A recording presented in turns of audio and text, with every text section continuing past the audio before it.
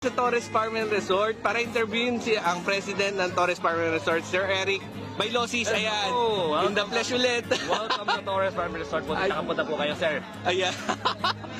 Maraming mga bago ngayon, Sir Eric, no? Marami tayong tinataya para naman magbalik-balikan lagi ang mga tao. Ayan, tapos ang ganda na naisip nyo ngayon, 10 pesos lang ang entrance. Siyempre, October 10, dapat 10 pesos. Bigyan natin ng matinding discount ng mga kababayan natin, di ba? Ayan. Sir, ituro nyo tayo, ano ba mga bago ngayon? Well, ito yung makikita. Ito yung kung nakita nyo na, ito yung Christmas Village namin. Kumbaga, tapos na yung Christmas Village namin. So ngayon, ito na yung mga pinapagawa namin dito sa area na to. Kung makikita nyo, lalagyan namin ng yung sa Dubai, yung pinakamataas na Solis Building? Burj Khalifa. Ganon? Yan ilalagay namin dyan. Tapos meron kaming White House doon. Alam mo yung sa US, yung tinitirahan ng mga presidente. Okay. Ayun, oo nga, ayun. Kino-construct na. Kino-construct na. Then, of course, the Christ the Redeemer. Magkakaroon kami ng parang pilgrim. Christ the Redeemer ng Brazil? Yes, ng Brazil. Ayun. Yes, so makikita nyo. Yun yung mga bago namin. Tapos meron kaming modern barn dito. Ayan. Parang modern na windmill something siya somewhere in Europe. Yun yung mga bagong attraction dito sa Torres Farm. Oh, ang ganda nga, sir. Ngayon ko lang nakita yung Sir Eric. Yes, and hopefully by December, tapos na tong mga ginagawa namin ngayon. Ayan. This one, sir. Ano nga pala itong pyramid? Ito yung Louvre. Ito yung sa Louvre, yung museum. Okay. Teka. Ano pa yung mga bago, sir? Ito, yung Arabian. Well, ito, mga ano na ito, nakikita mo na dati yung Arab pool namin. May ang maganda dyan sa Arab pool, yung warm yung ano. Yes, oo. Ito yung Dubai, yung Jordan, yung Turkey. Then, ito yung parang second phase ng Torres Farm. Yung Great Wall of China. Nung last na punta ko, wala pa itong mga to eh. Diba? Dapat lagi merong bago. Oo nga. Yung last, yung mga mascot na Frozen para sa Disney. Ngayon meron na kami mga in-house mascot. May sarili na kami 7 mascot na hindi na namin kinuha sa mga Disney characters. Ayan. Yes, oo. Diba? Invite niya sila, sir, dito pumunta. Of course. In the Torres Farm, the happiest place in Cavite where you can tour around the world in one day. Dito lang niya sa Nai, Cavite. At saka affordable pa, ano, sir? Affordable. Pati swimming eh. Kumbaga, yung regular price naman namin is 199. Kung para ka lang nag-Jollibee nun. Pero nakapag around the world ka na. Pero ngayon special, 10 pesos! Grabe, kung wala ka pang 10 pesos sa bulsa, ewan ko na. Ayan, kung makikita nyo, ang daming dumating, no? Ayan, no? Ayan, kung makikita nyo, ayan. Mga kapwa natin, kabitayin natin. Mas mababa na dito, ilibre ko na nga lang. Halos libre na libre. Oo, ganun na nangyari. Kaya naman, tinan mo, masaya. Masaya ako pag nakikita kong masaya mga taong nakakapasok dito. Maganda nga yung mga... Minsan, iba yung feeling mo. Minsan, hindi about making money. It's about making happy people happy. Oo, no. Ang ganda ng result, oh. Kaya minsan, nagbibigay tayo ng mga ganung halos libre na nga yan. Ayan. Yeah. Sige, Sir Eric, gusto niyo puntahan natin yung bagong ano. Sige, ayan. Let's travel with Sir Eric dito. Mismo sa Torres Farm and Resort. Kumbaga, hindi pa namin actually binubuksan ng Christ the Redeemer, pero ang dami ng tao ngayon doon. Ayan. Oo nga. Yes. Sa Brazil mo lang makikita yan. Ngayon, mahahawakan mo na. Yes, oo. Di ba? Yung aming Great Wall of China. Oo. Ito ang Great Wall of Torres. Yeah. Torres Farm. Ayan. Diba? Kumbaga marami pa tayong mga plano. Kumbaga ang dami pang vacant land dyan na eventually magsusulputan na lang dyan. Never. Ang daming yung ideas na came into reality. Well, maraming magaganda sa mundo. Kumbaga, na pwede nating... Yung mga na-travel nyo na talaga, no, sir? Hindi, actually, ito yung mga hindi ko pa natatravel. Yung mga tinatayo namin is never ko pang nakita talaga. In person? In person, yung Louvre, never pa ako nakapunta. Okay. Ayan. Welcome. Oo. Ayan. Well, ito, inaano kayo sa mga future expansion ng... Ang daming pwede expand dito. Napakalaki ng inyong land, di ba? Yes. Ilang hectares to, sir? It's a 14 hectare land, pero nasa 7 hectares pa lang yun na... Halos kalahati pa lang. Kalahati ang diba? Pero ang laki-laki. Yes, oo. Kaya kung makikita mo, yan yung mga na-develop na. Ito Kay sir ang president, no, nito. Yes, of course. Tapos ito yung mga ide-develop pa natin. Ayan. Sige, sir. Sige, Tingnan natin. mapuntahan natin. Ito, first time ko rin pupunta dito. Yes, actually, nakasarado pa to. Kaya ito, lalagyan pa namin ng semento to. Okay. Pero since hindi nakasarado yung gate, napuntahan na ng mga tao, i-ano na natin, ibuksan na natin para sa kanila. Ayan. Oo. Ang maganda nga ma-experience sa kagad nila at first hand. Yan, lalagyan pa namin ng mga, ano yan, parang Station of the Cross. Ah, Nagpapagawa okay. kami para Tama para sa Lenten season. Pwede dito, no? preparation. Yes, Ayan. sa Lenten season. Yan, kaya mo zigzag. Ang galing. Lalagyan namin yan ng Station of the Cross. Ah, okay. Tapos yung end of the Station of the Cross, yun yung Christ the Redeemer. At tapos, balak niyo ba rin magtayo ng church dito sa loob, sir? Church, actually, may chapel naman kami sa unahan. Ah, chapel lang yan. Okay, Pero hindi ko kami pala na parang ano yun. style namin. Ah, okay. Ah, may misa, sir, every Sunday? Yeah, every Saturday may misa doon. Saturday? Okay, okay. Ano oras, sir, yung misa? I think 5:30. Anyone, pwede pumunta, anyone? Yes, of course. Oh, yung mga nahandito nang nag-i-stay, pwede silang Magsimba. magsimba. Oo. Okay. Ayan. Ayan. Ayan. Natin. Oh. Dami tao ngayon sa... Progress ongoing, oh.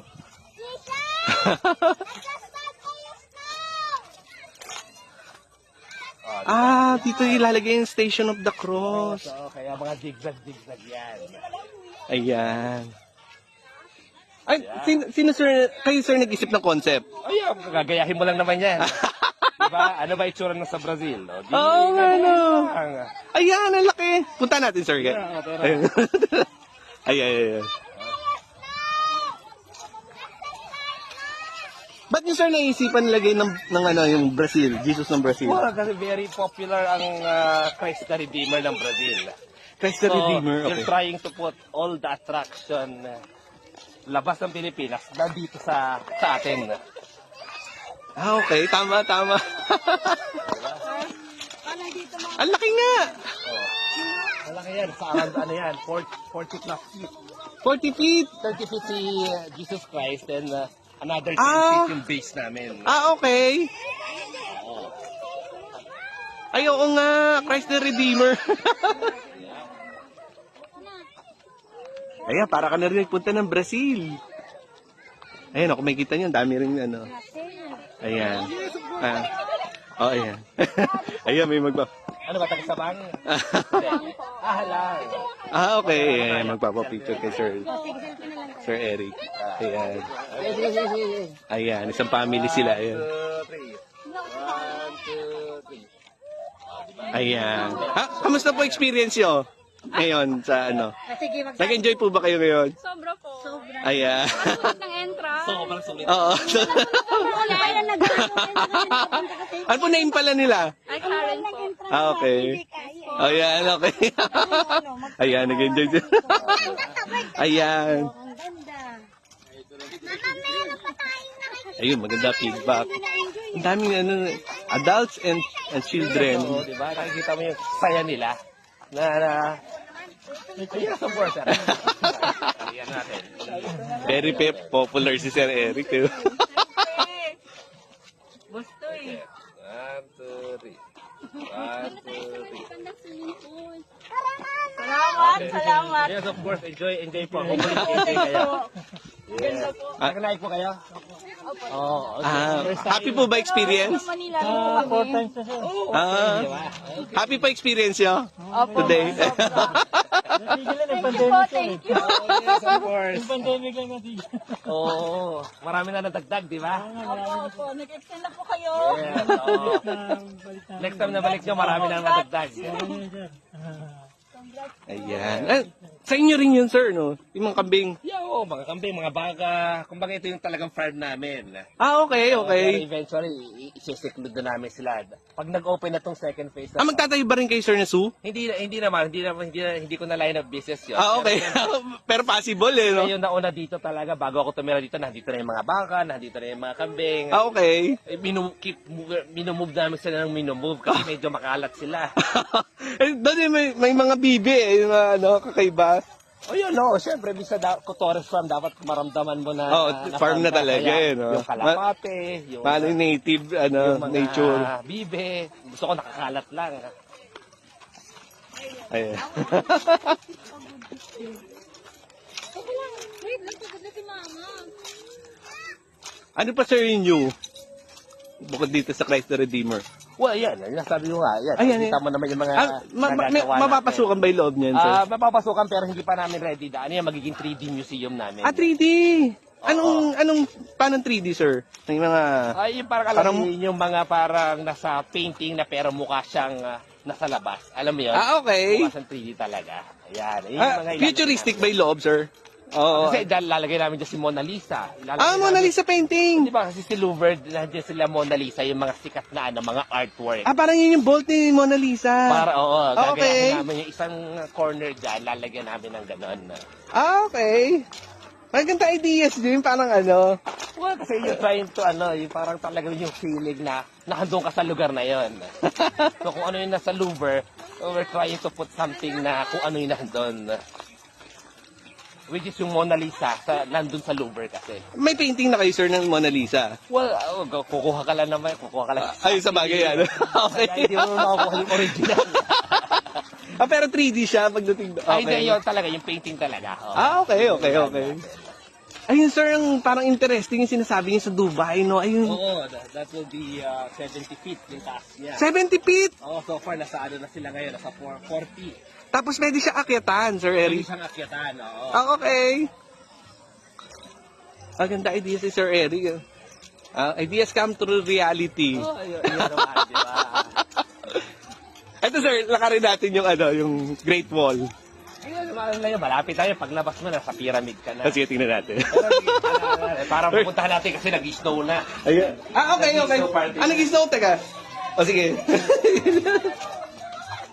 Ayan. Good afternoon po, sir.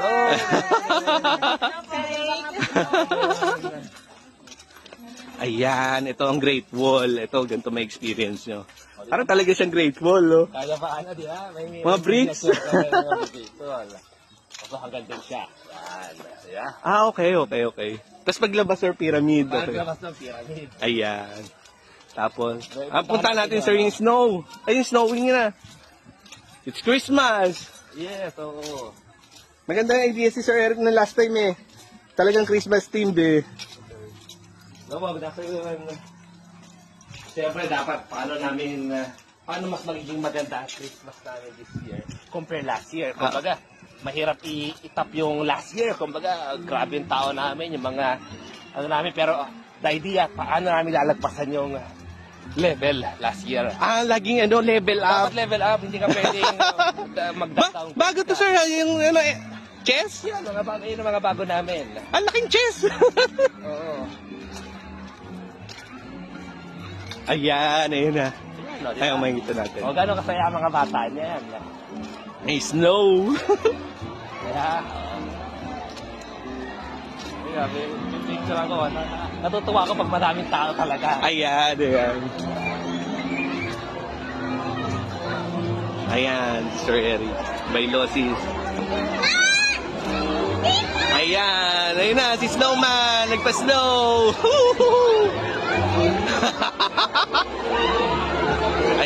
Ayan ang happiness, Sir Eric. Nagbigay rin ng happiness eh.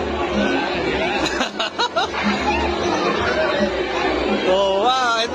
Live tayo ngayon dito sa Torres Farm and Resort. Ay, Sir Eric. Siya president dito.